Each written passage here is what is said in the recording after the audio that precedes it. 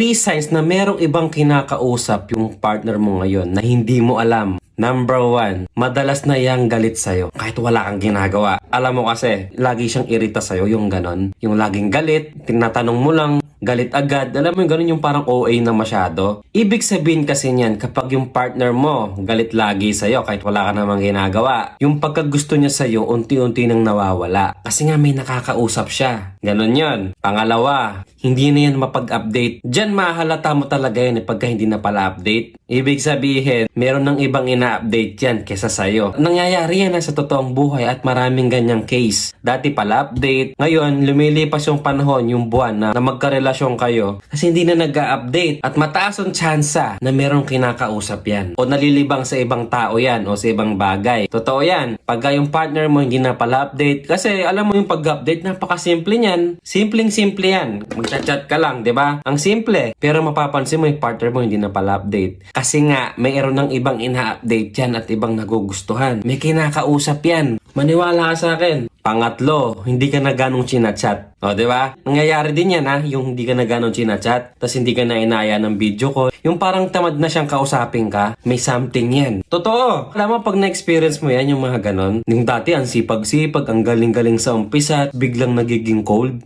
Pagka ganun, pagtuunan mo ng pansin yan, wag mong iwalang bahala. Yung halimbawa, lagi nang irita sa'yo, hindi na pala update, hindi ka na ganong chinachat, dyan nagsisimula yan. Kumbaga, pinaparamdam niya sa'yo unti-unti na mawawala na siya. Huwag ka nagbubulag-bulagan pag may nararamdaman kang something, meron kang instinct na parang may mali. Kadalasan, totoo yun.